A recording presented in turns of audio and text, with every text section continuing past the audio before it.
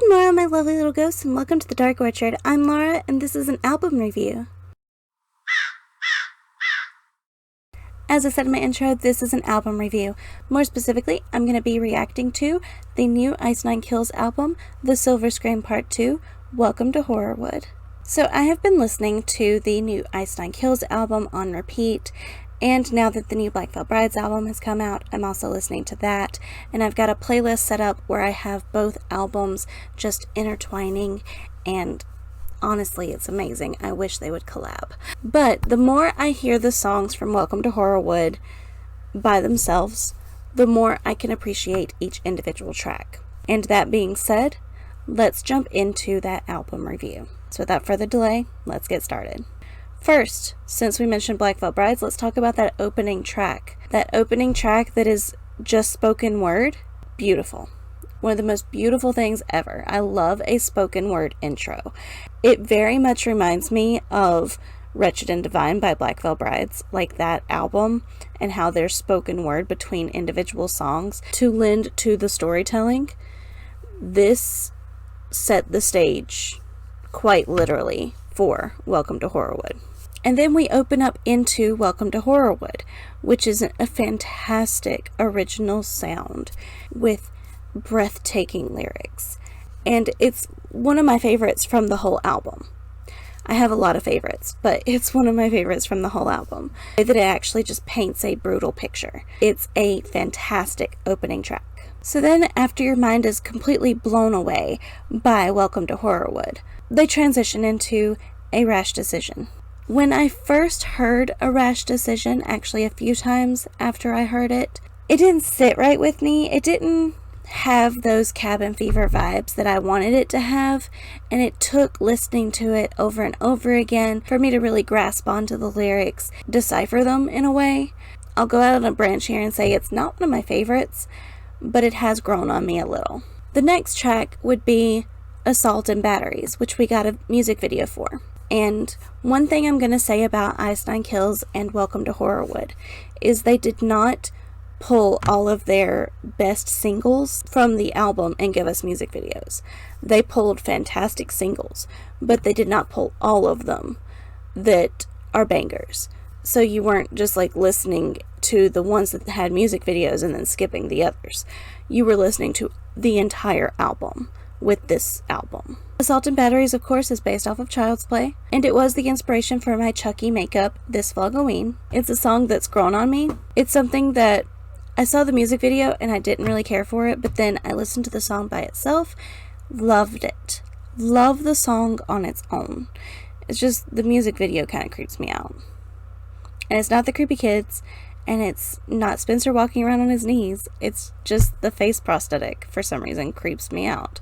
The fifth track on the album is the shower scene, and that, of course, is based off of Psycho. This song is one of my favorites, but I also love the tone of the song and just the overall lyrical story. Like, you hear this and you know it's Bates Motel. Like, you know exactly what this song is about. And it's a really catchy song. I find myself singing it a lot. And in the Ice Nine Kills special that they did last year, the I Heard They Kill Live special, they actually hinted towards a Psycho themed song. So I was thrilled to see that actually manifest into this album. And it's another one that's just like a banger song that they did not do a music video for yet. The next song is Funeral Derangements, which is based off of Pet Sematary. Not my favorite film, but a great song. The music video for this was fantastic. Nadia was an absolute trooper for letting them bury her alive with her mouth open. She's mind-blowing, and so was this music video. It was so good. In my opinion, Spencer is one of the best actors, period. Just best actor. His range of emotions and the way he can go from like a sobbing mess to a raging psycho is just unmatched, in my opinion.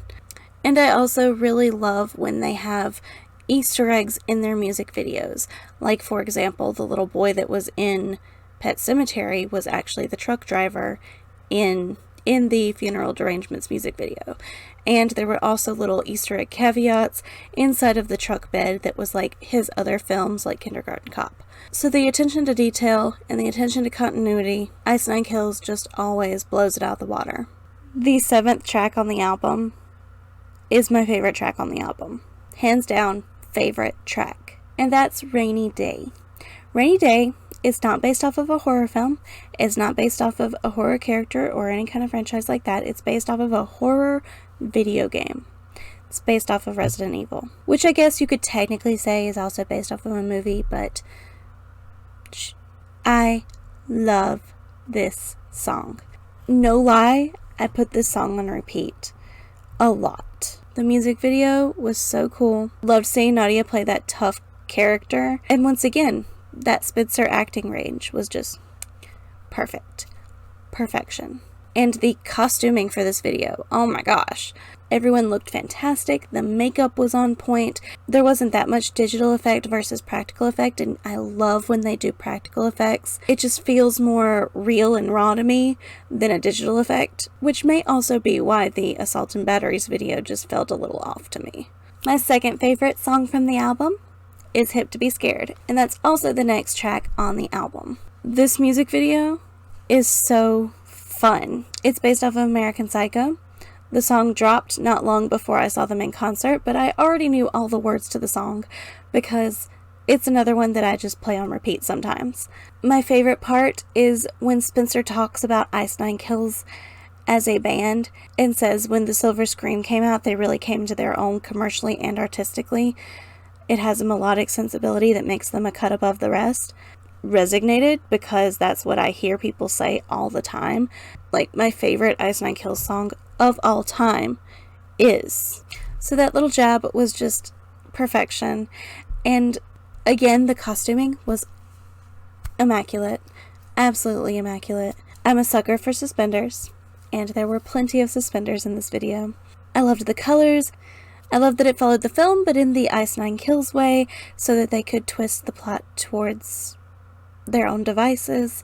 And I really like what they're doing with that. Like, I like what they have done with the Silence Killer and the old music videos and these music videos being works of fiction that the band has put together, but it's all coming together, and it's all coming together beautifully.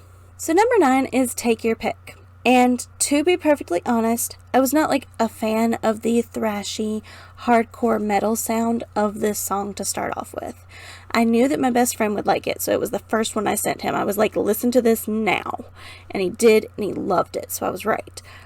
But I personally was like, My Bloody Valentine is one of my favorite movies. I love both the original and the remake. The remake more, actually. But for some reason, this song, when I first heard it, did not resonate with me. It wasn't until I read the lyrics that it clicked. And it makes sense that they used this deep, thrashy voice and the hardcore metal sound for My Bloody Valentine. And the line, when the screams echo in the Hanniger mine, I've picked you, my bloody Valentine, just... I know I keep saying perfect, but it was perfect. Like, the lyrics are so perfect for this song. Not only are they perfect for this song, but they could also work for either film, which I find very intriguing and really love. So it was one of those songs that I was like, at first, but now I'm like, yeah. Don't get me wrong, I love metal music. I love all types of music, but I do love that hard, screamy metal music as well. It was just something about this song that did not resonate with me until I read the lyrics. And sometimes it just takes reading the lyrics to appreciate a song. This was one of them. And I think it was mostly that I was just super excited for a My Bloody Valentine themed song.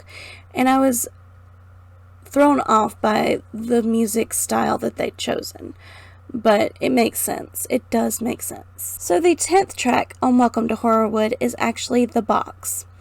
And when I first saw the track list, like when they gave that hint where you could barely see what was there because some of it was scratched out and stuff, when I first saw that, I actually predicted in a video that The Box could be Cabin in the Woods or Seven, like the What's in the Box 7, or Hellraiser. It was Hellraiser.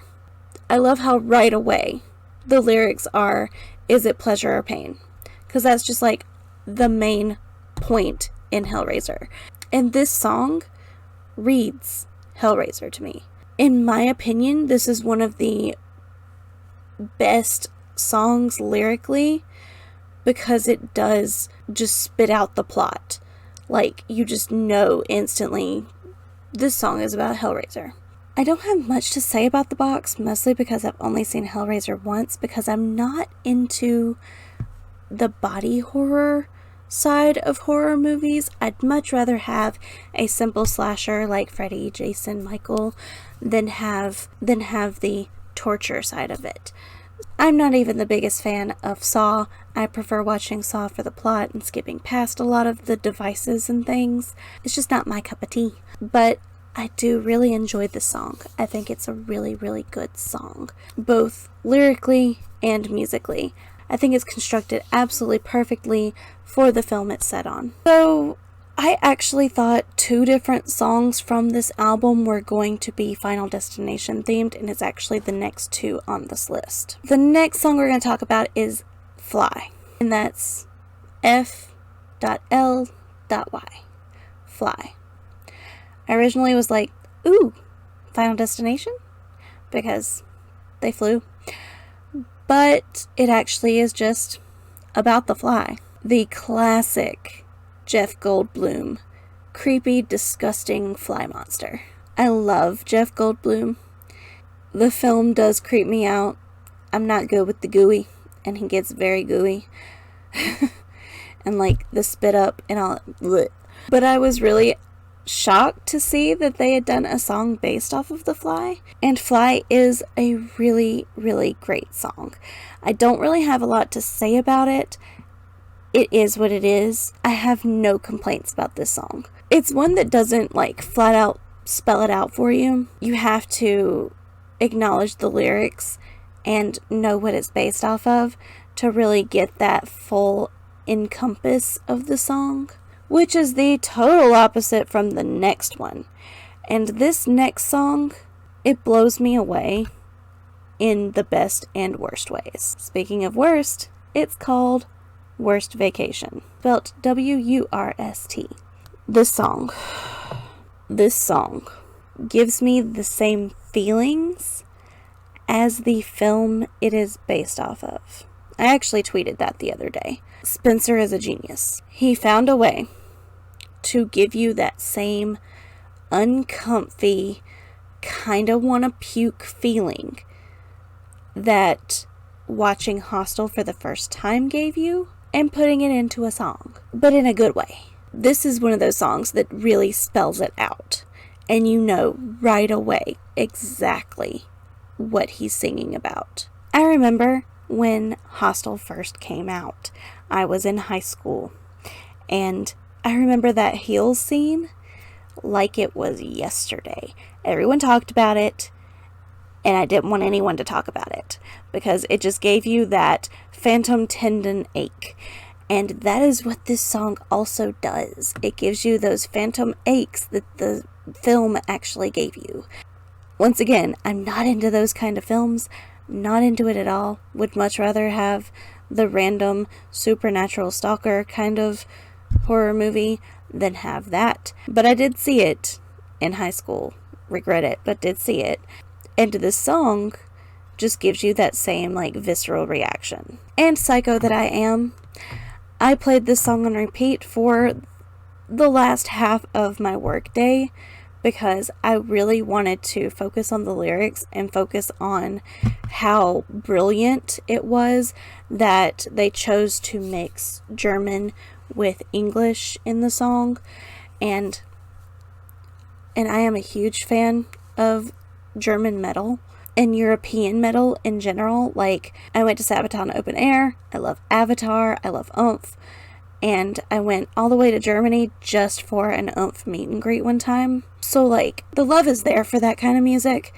So I had to appreciate the thought that was put into this specific song.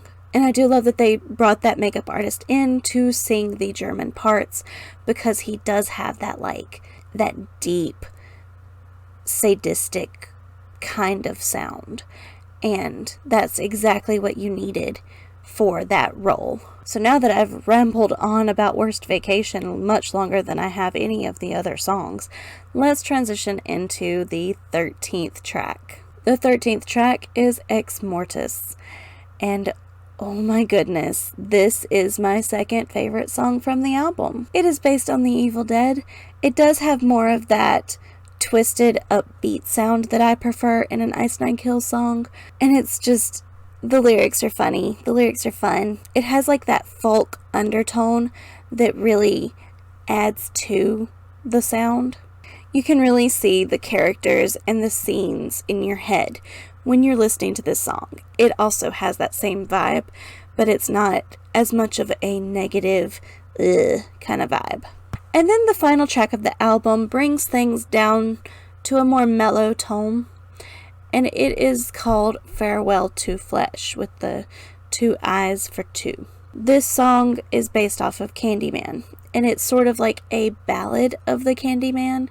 And the most genius thing that they did with this song was they incorporated Flight of the Bumblebee. Because if you've heard the tale from the film, and bees are a big plot point for the film, so incorporating Flight of the Bumblebee into this song was just the most brilliant thing ever. When my work did their Halloween manager party, they actually asked the question, how many times do you have to say his name before he appears? And the answer was 5, but the answer that showed up on screen was 3, and I was like, it's 5. And the Ice Nine Kills lyrics actually say 5 times to hail a legacy. So that just solidifies that it is 5 times. I feel like I imagined this, but for some reason, I'm thinking I saw a picture of Spencer dressed like the Candyman with the fur collar and the hook hand. It may have been a fever dream. I don't know. But I feel like he's singing that song at concerts now, and I saw a brief picture of it, but there hasn't been anything since. But I'd love to see more of that. I think that his costumes on stage are always immaculate, and that one's just going to add to it, I'm sure. So, my final thoughts on the Silver Screen Part 2, Welcome to Horrorwood, is it's amazing. There's so much good in this album. There isn't any bad. There's just some that's a little uneasy queasy feely, but nothing bad. And I absolutely love it. My best friend actually said that he preferred the original, the Silver Scream, to the sequel. But I like them both. I feel like they're cohesive. They're like Halloween and Halloween 2. Like they fit. They fit like a puzzle. And listening to them one right after the other, it flows. It flows really well. And so far, I think it's been really well received as well. This band is a genius band. They do genius things. They write fantastic lyrics. They come up with the most elaborate details for their album, and I can't praise them enough. I can't praise them enough, and yet I praise them every single day. I really enjoy the storyline that they've created with Welcome to Horrorwood. I even saw a YouTuber that had gotten a PR box, and when she opened it, it was different evidence containers. It was like the Makeup a Murder palettes. Like when you get makeup from Makeup a Murder, they conceal them in evidence packages and have like crime scene tape and things like that. Like that's what it reminded me of, seeing her unbox this physical evidence out of a box that looks like an evidence box.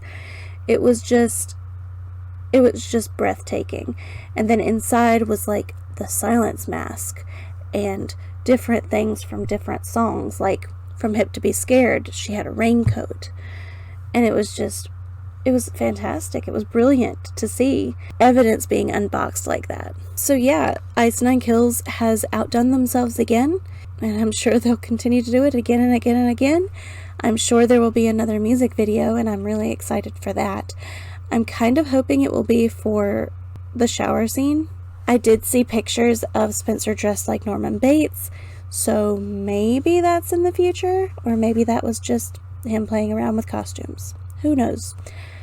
But it would be really nice. So, my top 5 songs from Welcome to Horrorwood: Rainy Day, Ex Mortis, Hit to Be Scared, Welcome to Horrorwood, and the shower scene. My top 5.